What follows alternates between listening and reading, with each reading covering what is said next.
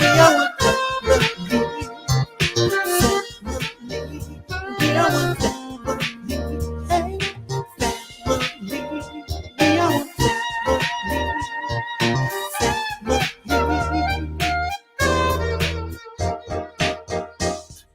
Brotherly love, sisterly love, motherly love, fatherly love, diversity, good for you and me, inclusively, it's a family thing.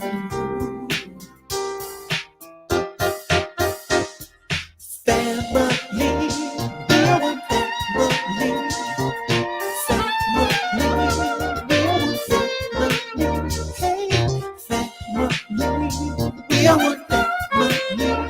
Yeah, family. We are one, and white, brown and green. It's a beautiful thing. You see, God loves love. We are one. It's a family.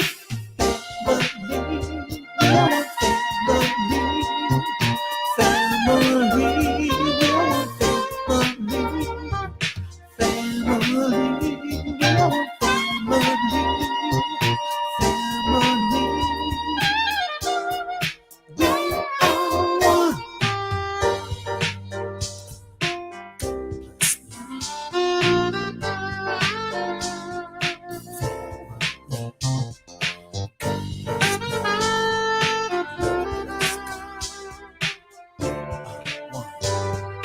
We are one, oh family. We are one family. Family.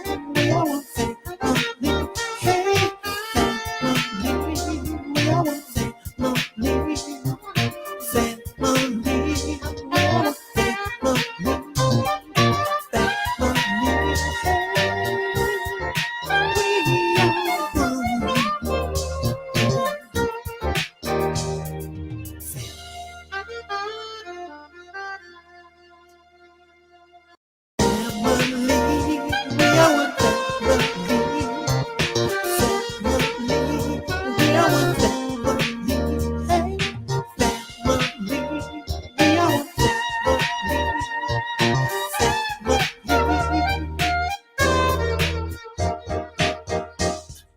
Brotherly love, sisterly love, motherly love, fatherly love, diversity, good for you and me, inclusively, it's a family thing.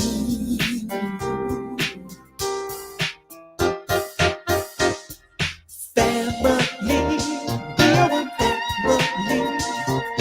Family, we're one family. Hey, family, we are one family. Yeah, family. We are one, and white, brown and green. It's a beautiful thing. You see, God loves love. We are one. It's a family. Family. We are one family. Family. We are one family. Family. We are one family. Family. We are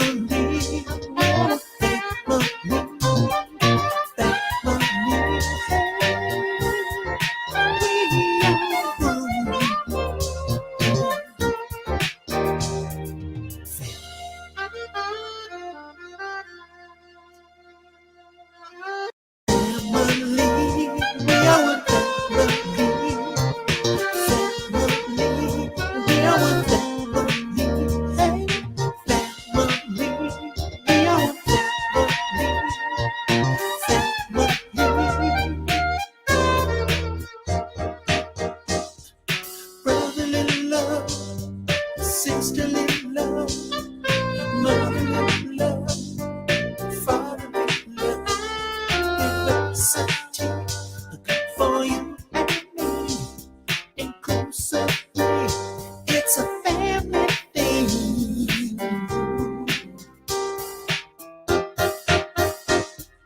Family, we're one family.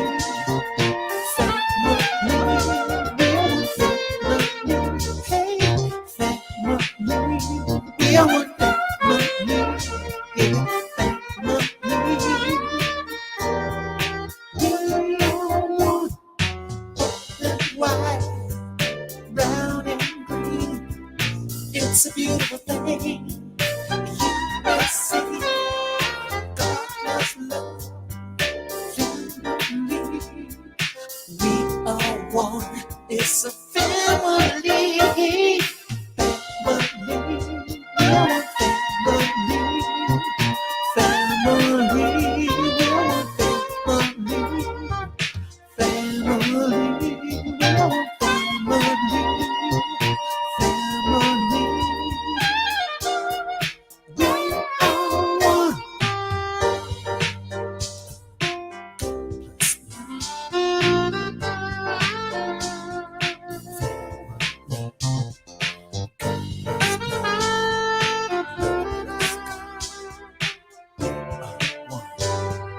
We are one, oh family. We are one family.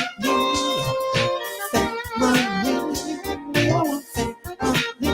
Hey, family, we are one family. Family, we are one family. Family,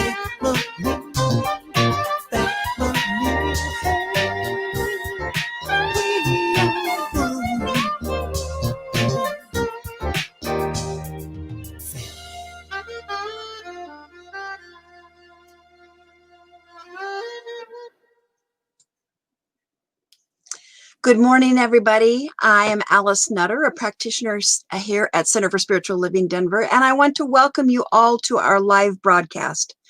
We are a loving, expansive, powerful, and prosperous community in the heart of Capitol Hill and here online. It is such a glorious day in August, and we welcome you to join us and be with us and just have a wonderful time. And know that our primary concern is always for the well-being, support, and growth of our community. And we are so grateful that you have chosen to join us today to watch our service. We plan on being here every week on our virtual platform so that we can encourage and uplift each other and stay connected. And so for some announcements, we will continue to meet online for the coming weeks through August, and we will keep you updated on future developments. In the meantime, please feel free to share ideas in the chat or by emailing info@csldenver.org, and we will listen. Know, too, that we are here for you and are so grateful that you have joined us this morning. We will continue to hold each and every one of you in our prayers. And as usual, we will be having a virtual fellowship via Zoom right after service today. We emailed a Zoom invitation last week, and it's still workable for today. But if you didn't get it or you can't find it, then please email info@csldenver.org and we will send it to you, mentioning fellowship. And we would love for you to join us so we can catch up with each other and just see how everybody's doing during this time of kind of interesting times that we're living in. And so in these changing times, the CSL Denver board would like to extend a helping hand where we can. If any of our congregants are in need of help or support, we are ready to help where we can. Please send an email labeled confidential to info@csldenver.org and let us know how we can be of assistance, and someone will reach out to you. And now back to our music, The Face of God by Karen Drucker. And thank you to Karen for her generosity for allowing us to use her music during this time. Thank you.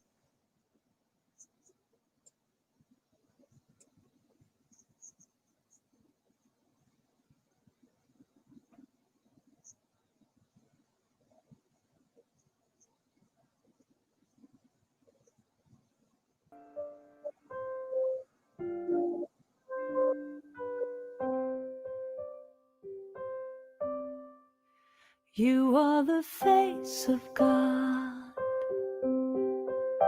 I hold you in my heart. You are a part of me. You are the face of God.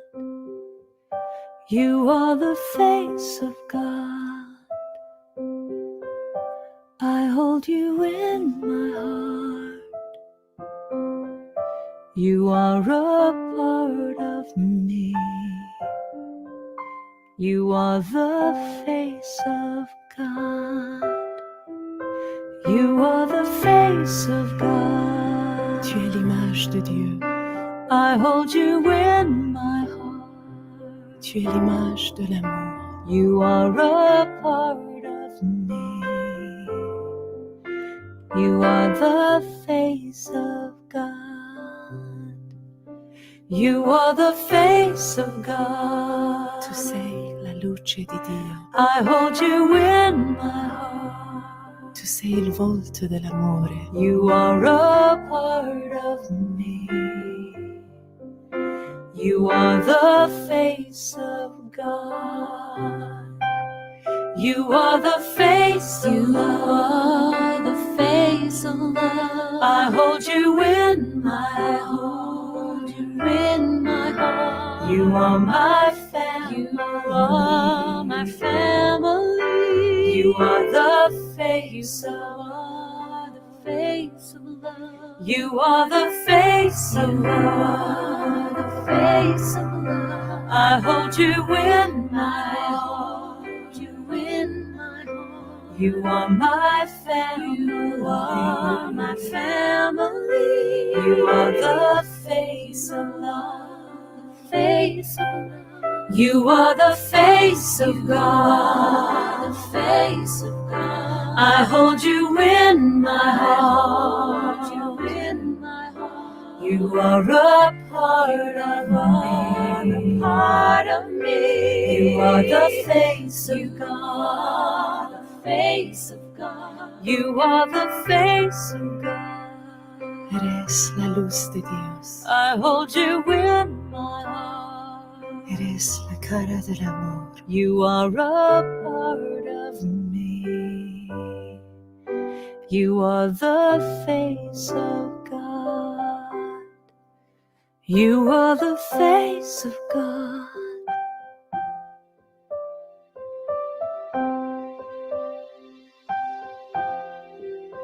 You are the face of God.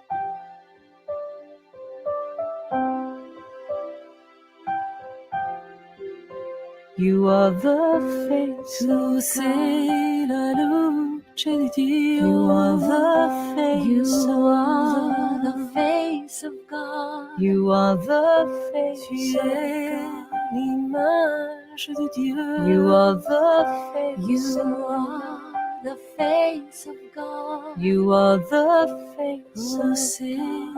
la luz de Dios. You are the face You of are God. the face of God. You are the face Tu of God. es خدایی. You are the You face of are the Good morning. My name is Tim Hancock. I'm a practitioner here at Center for Spiritual Living Denver. And I invite you to get settled in your chair and close your eyes for our invocation.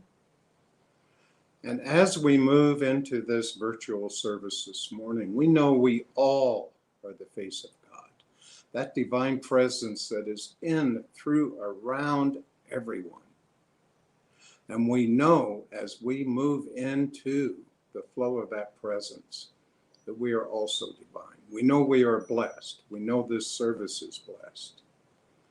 We know that as we listen to the music of Freddie and Karen, as we listen to the words of Rev.Mark Gilbert, and all of those who are assisting in this service today, Robert Brzezinski with his magnificent electronic and talented technical skills, Alice with her direction for a practitioner here at Center for Spiritual Living Denver, and our minister, Reverend Elzia, who is not always in the foreground, but is always has our back.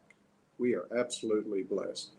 We know this day is blessed. We know that all people on all of their paths, whether they are celebrating with this virtual service or others, or simply out in nature or relaxing in their homes or gardens, are also blessed.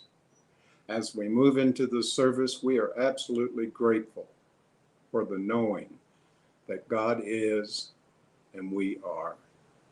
And so it is. And now for a reading today. It is from Marianne Williamson, A Course in Miracles. A lot of people are familiar with this because Nelson Mandela made it popular, but it is actually Marianne Williamson's words. Our deepest fear is not that we are inadequate. Our deepest fear is that we are powerful beyond measure. It is our light, not our darkness, that most frightens us. We ask ourselves, who am I to be brilliant, gorgeous, talented, fabulous?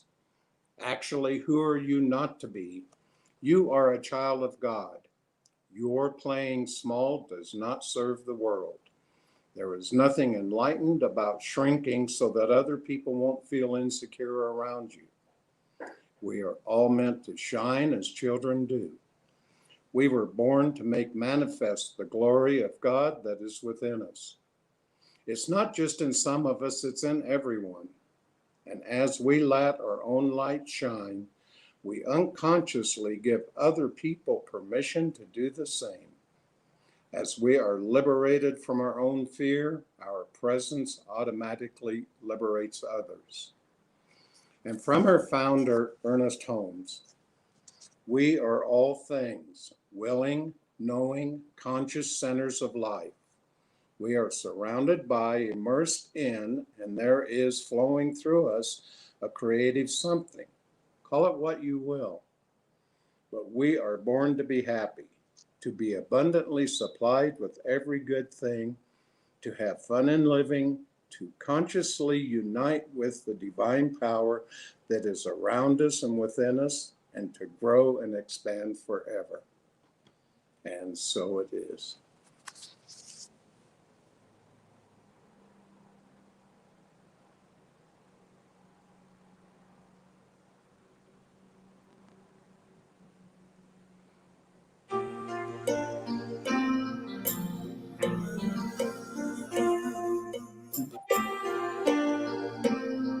It's clear to see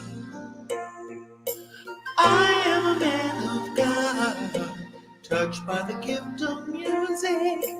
I am a man of God, touched by the gift of music. It's clear to see what I was meant to be. It's clear to me that the world should see. You're touched by the hand of God. You're on your path of glory. Touched by the hand of God.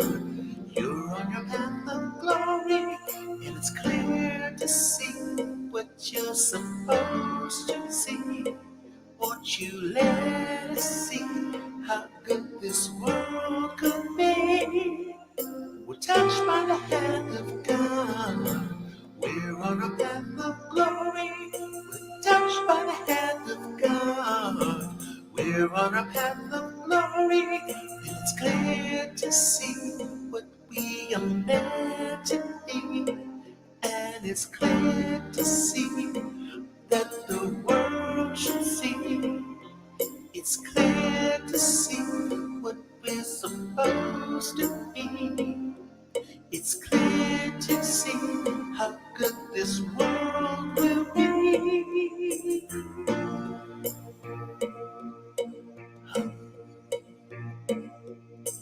We're on a path of glory, touched by the hand of God. We're touched by the hand of God. We're on a path of glory.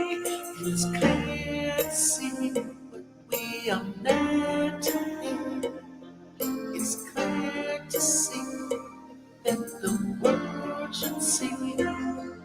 It's clear to see what we are meant to be. this world will be. It's clear to see we are meant to be. It's clear to see that the world should see. It's clear to me. It's clear to me. It's clear to see. It's clear to see.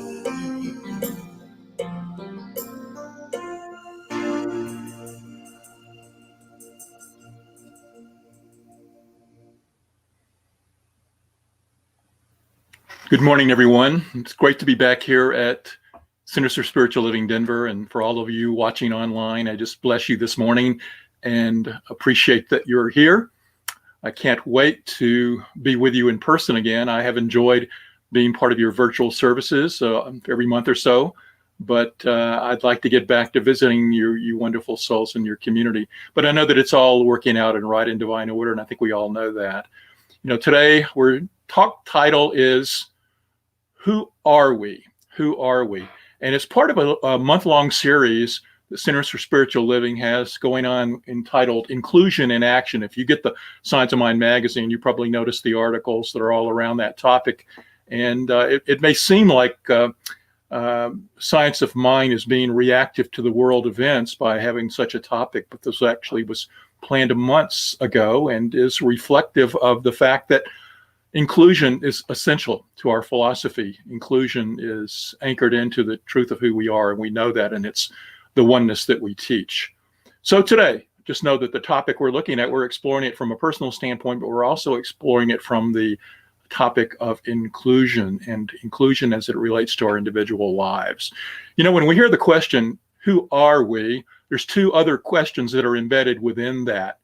The first question is, who are you? And who am I? And I want to consider that. You know, as we think about those questions, who am I? You know, the first thing that we tend to think about is the surface stuff, you know, like our name and our job and our relationship and what's going on in our life. We tend to look at the world of the external stuff out there and define our life through those events.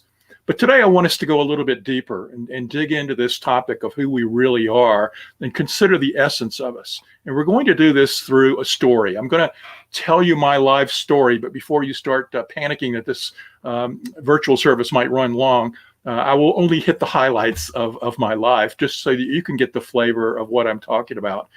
And as I tell my story, I want to do it from different standpoints. I want to recognize that my story and what I often tell about it is the world events out there, the events that have occurred in my life. And I also want to touch on how those events related to the question of diversity and inclusion and what my recognition of diversity and inclusion was at those various phases in my life. And by going deeper, I also want to look at my life at each stage from a third standpoint. What was I internally believing and thinking? Where was my consciousness in that moment? And as a part of that is the worldview, the aspects of my relationship with life. What did I think how life worked? And so as I go through my story, just for the next few minutes, what I'd like you to also do is reflect upon where you were at comparable points of time in your individual life. Where were you and what were you thinking and what was your story of diversity and inclusion? So if you're with me on that, let's get started. You know, in my particular life, I have to admit, in my age here, I was born in the early 1950s down in the southern part of the United States, specifically in Alabama. And I lived my early years in a little town called Tuscaloosa, which many of you have heard of. And I was born to some middle-class parents, and we had a small house. And, you know, my earliest memories of my childhood were filled not only with snippets of my parents and my older brother, but a key central figure in my life was an African-American nanny who kept my older brother and I. That my mother went back to work after I was born so she could pay the nanny's salary. And my first bonding experience was with that particular nanny. She was really my first maternal connection. But all of my memories during that point in my life were really about myself. They were noticing that I having getting my needs met, what was it that I wanted, and how both my parents and my nanny could meet those individual needs for me as an individual. As far as my recognition of diversity in those early years of my life, I don't think that I really noticed the differences so much. I think the one difference I did notice is that one time I visited the nanny's house and stayed there with her at her residence, and was aware that the living conditions that she was in seemed to be much different than the living conditions that I was in. Not that we were wealthy by any stretch of the imagination, but the very nature that the substandard living conditions really left a mark in my memory in those early years.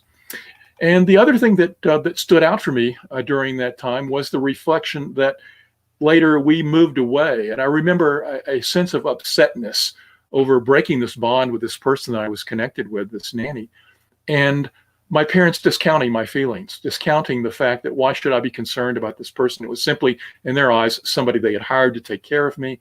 And they discounted the fact that as a young individual, was bonding with this other person, and having that bond broken really was causing great concern and anguish in their young child.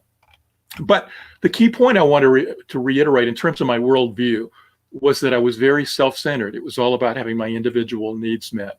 And what didn't meet my needs caused concern. And everything that I was in tune to was really about meeting what Mark wanted.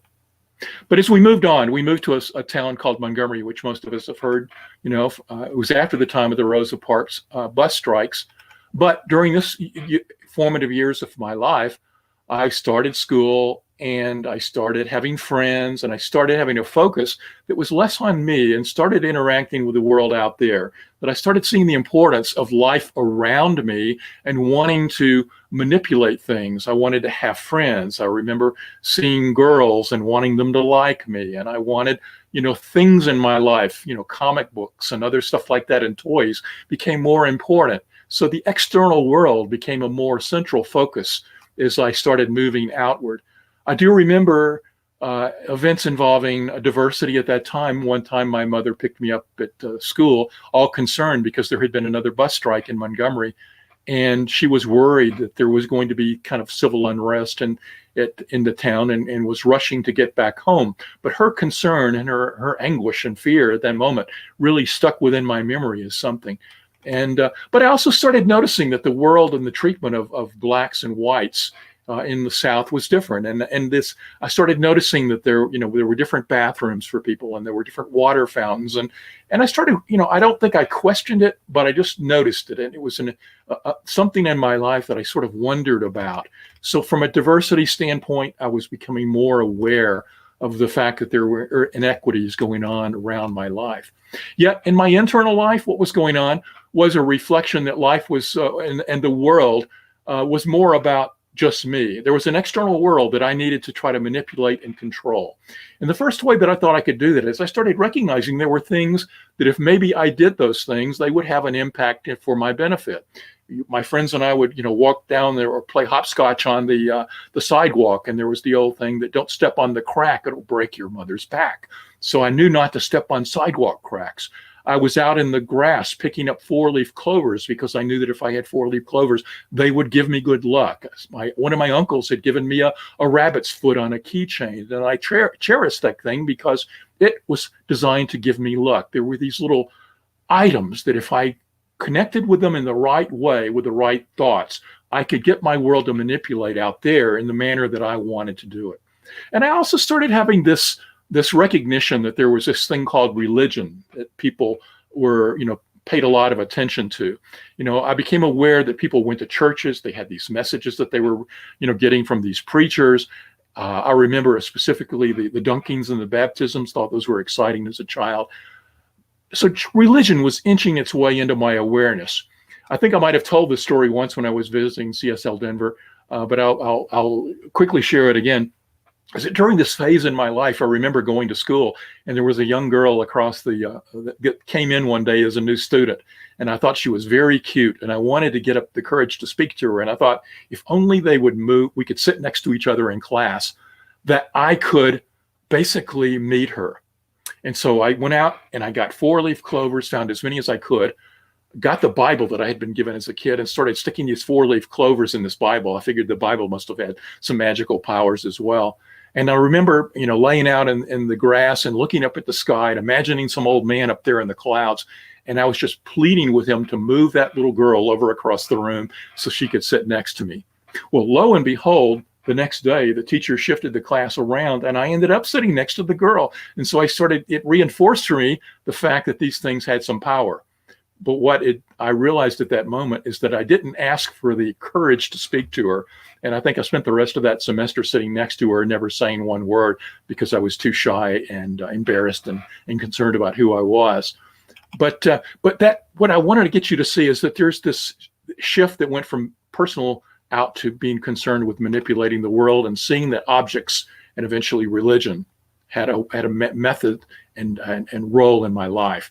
But years went on and my life went on, and we moved from Montgomery and we went on up and moved into Memphis, Tennessee, and then a small town in Mississippi, and then back into Birmingham, Alabama. And as we moved around and as I grew, my focus on the external world became more and more central. More and more my life was about items, comic books, baseball cards, my bicycle, my friends, girls, etc. So all of life became the shift to trying to master and get what I wanted in the external world. But all in the backdrop of my life were more and more of these racial incidences of the South as it went through racial strife. I remember us driving through Mississippi late one night, and we were driving through Oxford, and they happened to be having racial unrest there that night over the wanting to integrate the college. So these things were forming my life's vision and backdrop of my life, that I became more and more aware of the inequities and of the protests that were going on. And I became more and more vocal, talking to my parents about why is it that people are treated differently, and pushing back on my parents when sometimes they would make statements that were less than reflective of vindicating the honoring of everyone. And I also noticed at this time what my inner growth was. My inner growth that my youth developed was around religion, that I started to see more and more of going to church, and that there was this body of information that was being given to me under religion. And I attended, but always questioned it, because I recognized that there seemed to be this gap between what they were teaching and what I was witnessing in the material world. They would teach don't drink, but then I saw people drinking. They would teach don't dance, and I would see people dancing. And they would teach that love your neighbor as you love yourself. Yet I watched the racial strife that was going on all around me. All of this forming more of a sense of hypocrisy over the religions of my youth that made me start questioning them. It started making me moving away from religion, and I started moving into a new viewpoint where I really valued rational thought and science. That my school was teaching me more about biology and chemistry and the facts of science, and all of that became more of my worldview. And how could I manipulate this world out there in a rational, scientific way to meet my needs? But again, time went on in this lifetime, and I went to college, and I had kids and got married, not in that order. But and then I got a job and career and started moving through the path of material needs, making sure that we had enough to pay our mortgage, much food on the table, that there were clothing. All of my life in these early years were central to the material needs of the family and ensuring that they had the things they needed as well as the experiences they needed, going on vacations, having a good education, and so forth. And what were my feelings in these years during diversity? Well, I will never say that I was totally an activist, but I can say that at a certain point in my life, my first wife and I decided that it was going to be beneficial for us to raise our kids in a more liberal area of the country. We began noticing that there was a lot of degree of conservatism, and you had a strike against you as a Southerner with your Southern drawl. And so we felt like it was going to be better to raise our kids in a more enlightened area. So we started doing some research and ended up in Colorado as the place, for a number of reasons I won't go into, is the place that we wanted to move and raise our kids, thinking it would give them a leg up on life. It would be raised in a more enlightened area, a more spiritually enlightened area, and also one that was less racially charged. And so we did actually make a conscious effort to raise our family in Colorado, and racism and inclusion was a key backdrop for the decision to move to Colorado. And what I would say about that is that although when we moved here to Colorado, I will say that one of the things I started noticing is that you can't really run from racism, that it occurred everywhere. And although we could create an environment that we thought was conducive to them being raised in a manner that valued all life, you can't get away from it. There was still an interesting racism that was occurring in Colorado and everywhere that I traveled around with my job. My worldview during these years, these formative years of marriage and kids and career, well, they were more and more formed by material success, by trying to manipulate the world out there to get more and more of what I wanted in my life and provide for my family. But career and material success did occur, but all of it started raising to a point of, is that all it is? Is there not something more? And within me was this push that as I mastered the conditions of career and life and material needs, there was something in me that was questioning all of that and wanting me to want to know more about life. And so I started visiting metaphysical bookshops and buying books that were about Eastern religions and faiths and books on meditation. And I started a path of trying to meditate. Those early years, I would call it trying to meditate, because I would sit in silence and never could stop the monkey mind of my thoughts. But I at least was starting to recognize there was more to life than simply manipulating stuff out there and living in the material world and making sure that it met my needs. So the story continues, and life went on, and the kids grow up, and the kids go to college, and they begin moving out, and my wife and I start questioning our life, and eventually we move through separation and divorce. I began dating and was eventually remarried.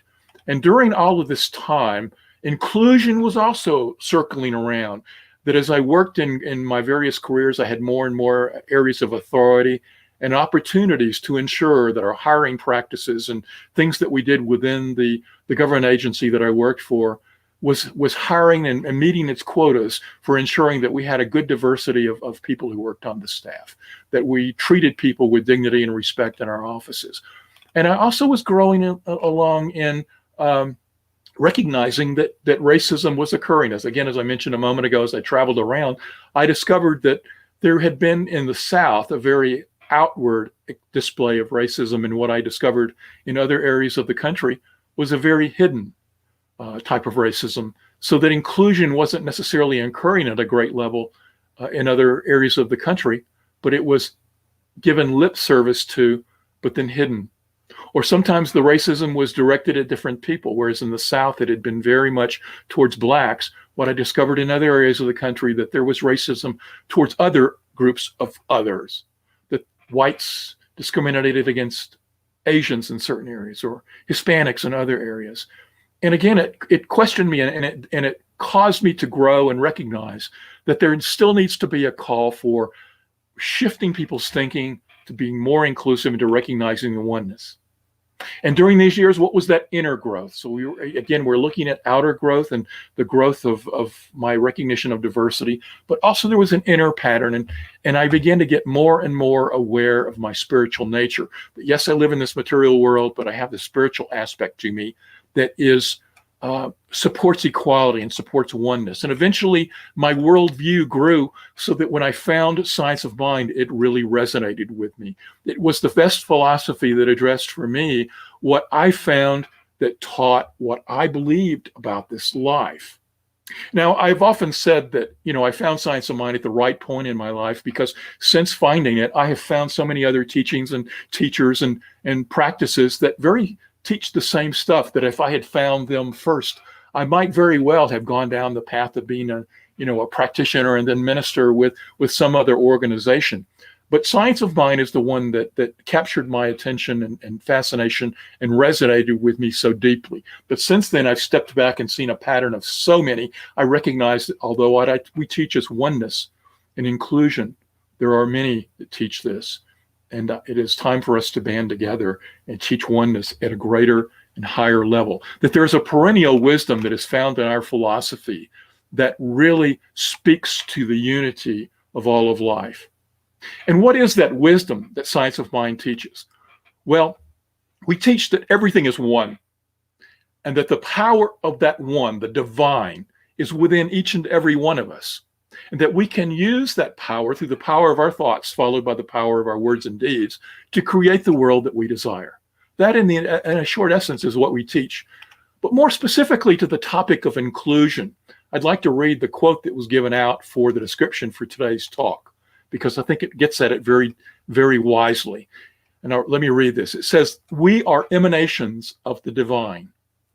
Each of us are unique, and at the same time unified through various experiences, identities, and the mere fact that we are alive. When we're clear about who we are, our various gifts, experiences, identities, we can more fully show up and allow others to fully show up as the emanations of God that they are. We can know God more deeply and reveal an experience of inclusion in our lives and communities when we have a good self-awareness and awareness of others." You know, if I was going to restate those words in my own words, which I like to do, what that basically was telling us is that Spirit is moving through you and me. It's giving you your unique experiences, and it's giving me my unique experiences. It's giving you your unique calling to be the person that you are and to express the talents and abilities that you have, just as it's doing the same for me and for every other person on this planet. Spirit has given each of us the gifts of our story, our talents, our consciousness, the free will to choose our thoughts, to believe what we want about this life. And as we grow and recognize that we're all one and all interconnected by Spirit, by the nature of our very existence and experiences, we can't help but feel called to create a world where every child of the divine is valued. And that's true inclusion. Now, as I've run through my story this morning, and I hope that you were thinking about your life as I went through it as well, and I was hitting on the outer world and the world of diversity that we experienced, and then our inner thoughts, I hope that you recognize there were some questions that came up from that, some learning that was common aspects to it that gave us a purpose for looking at our lives. And here are some of the things that I noticed in going through my story with you this morning. First, I noticed that my life changed and evolved continuously from the point that I was born as a young person up through where I am now. It has changed in both its outer expression and in my inner awareness. You know, I like to say that we're spiritual beings having a material experience, that we have one foot in the material world and one foot in the spiritual world. Those of you who've heard me talk before know I always get that in somehow or another as a reminder. But what I'm also calling you out to see is that both that foot in the material world and the foot in the spiritual world is continuously shifting and growing and evolving. It is growing and it's changing to a higher and higher expression. Secondly, as that growth occurred in my inner world, my worldview evolved through different phases of my life. That what I looked at and how I defined life out there and what was important for me at each stage of my life changed as my life changed. And as a part of that was what I call my circle of care and concern. That initially as a young boy, I only cared about myself. But as I grew and got older, I cared about more and more people. Initially my family, my friends, people who were like me, my country, my culture. This becomes egocentric is the word we come from. Egocentric to ethnocentric. Egocentric when I only care about myself. Ethnocentric when I care about the band of people around me. But eventually we get to a place, for most of us, and especially those who resonate with science of mind philosophy, we get to a place where we start recognizing the interconnection of all that it is, that there is this we grow beyond just our band of people to loving humanity, the abstract nature of people everywhere, even if we don't know them personally, that we have care and concern for them, and eventually care and concern for this planet and what we're doing to it, and how we can best take care of it for ourselves and generations to come. And when we get to that place of that broadest aspect of care and concern, when we evolve to that level, we're considering ourselves world-centric. Our circle of care and concern continues to grow throughout our life. Third learning from going through this story is I now see that every stage of my life benefited me. Every worldview was important for me. You know, it's easy to look back on your early years and go, how did I think like that? Well, how could I have believed that?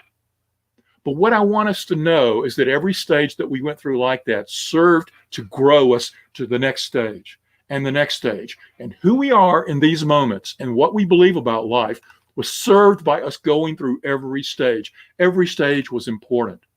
The fourth thing to think about in terms of this story is that as we embody recognizing that every stage of our story benefited us, it opens our heart to compassion to other people. When we see people who think differently from us or acting differently, and we go, how the heck do they think like that?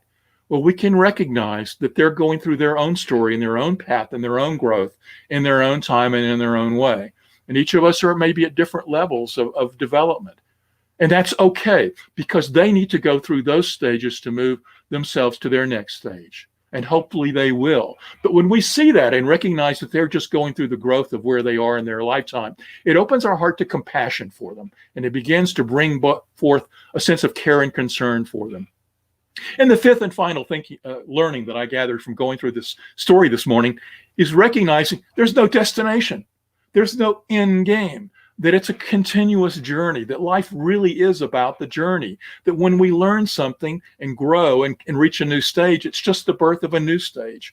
And when we master that stage and learn something new, it's the birth of another one. And where we are right now, and as wise as we may think we are, we've got to look forward on our journey and recognize there's another step. There's something that's next for you individually, and next for us collectively, that we're all being called to that next step. So in this morning, I'm calling you to ask yourself these questions. Where do I want my story and my experiences to go? What's next for me on my personal evolution? And what kind of world do I want to create and experience? What's next for the collective evolution of all of us? All of us as these perfect emanations of the divine moving through our individual lives. What are we called to collectively to grow and evolve and create the planet? What's next? So as we ask the question this morning, who are we? I call us to ask that question from a stance of what's next and where we choose to go. You know, if you're similar to me, you might know that our spiritual growth has taken us to a place where we all know we're this interconnected emanations of the divine. How can I not act in service to the oneness of the divine when I recognize the interconnectedness of all these emanations that are around us? A few years ago, I wrote a series of short books that are available out on Amazon. One about our spiritual evolution, the next one about our rights and responsibilities once we get this.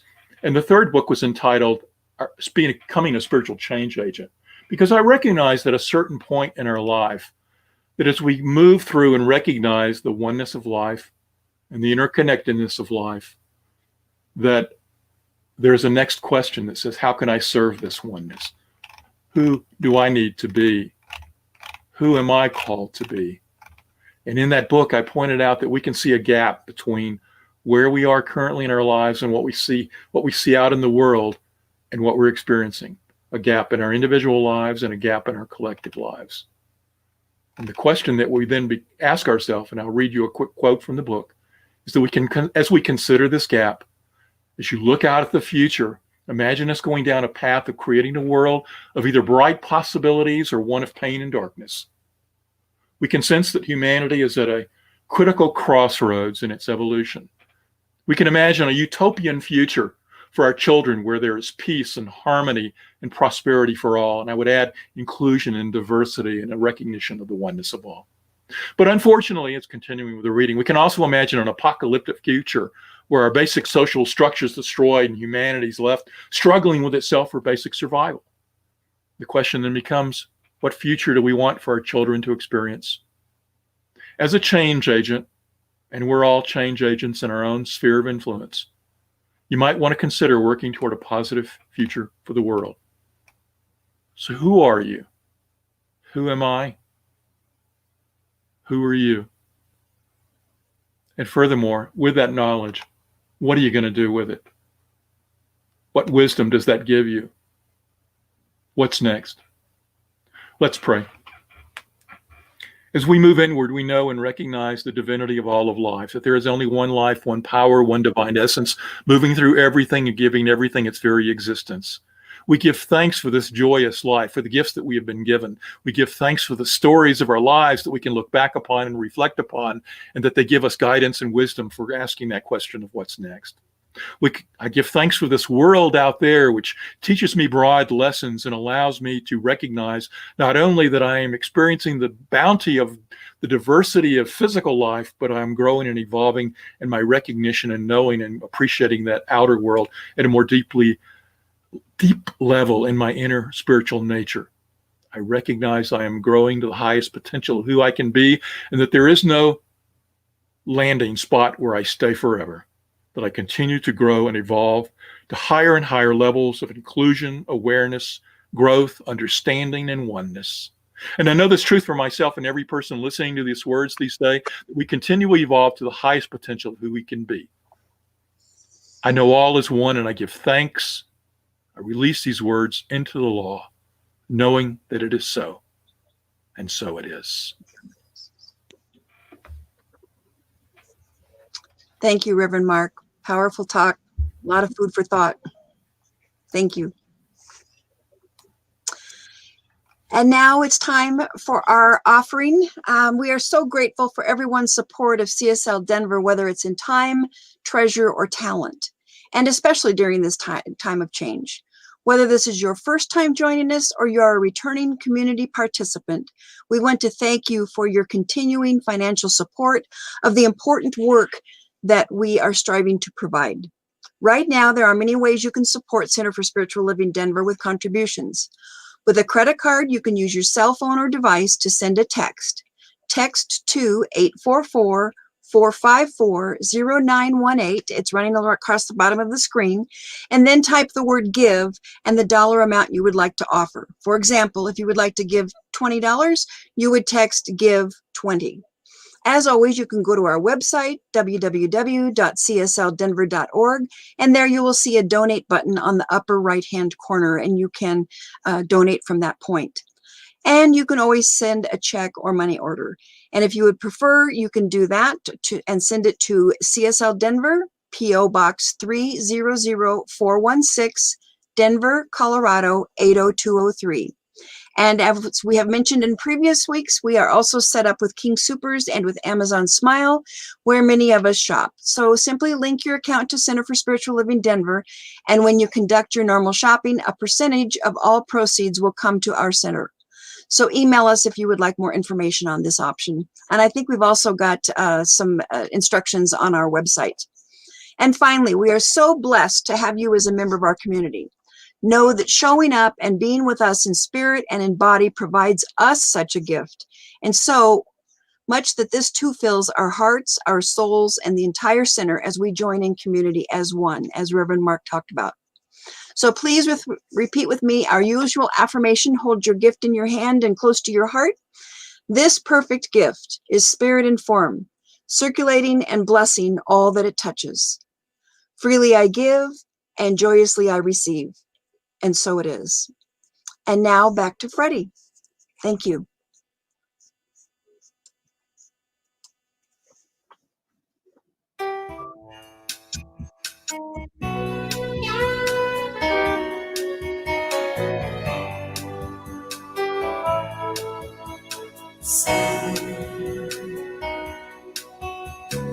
Heartbeat feels sweet to me. Oh, the sound you're feeling, speaking is guiding.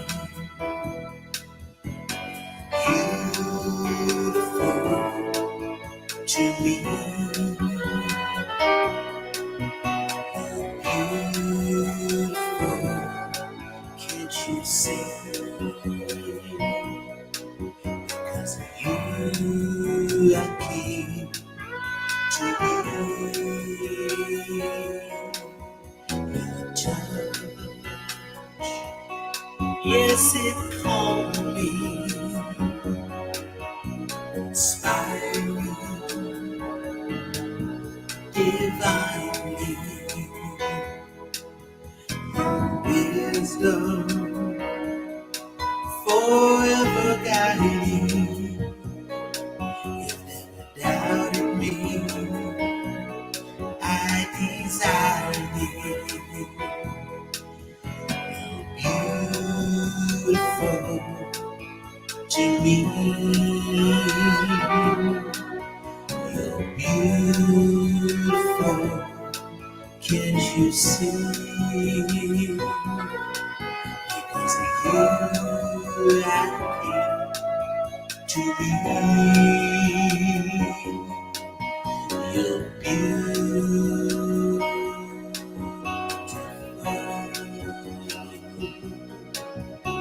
The sound is hiding. Oh, beautiful to me. Beautiful, can't you see? Beautiful, I can be. Beautiful to me.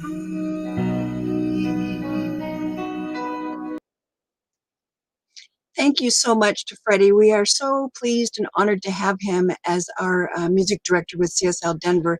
And he usually writes a new song every service for us. And so he's being creative in this time of staying at home and doing what we need to do. So also, please know that our practitioners are available for prayer work with you. We are here for you and would love to do prayer with you.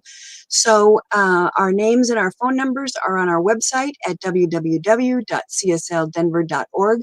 Please feel free to call any one of us and we will be there with you. And in these changing times, as I mentioned earlier, the CSL Denver board would like to extend a helping hand where we can. If any of our congregants are in need of help or support, we are ready to help where we can.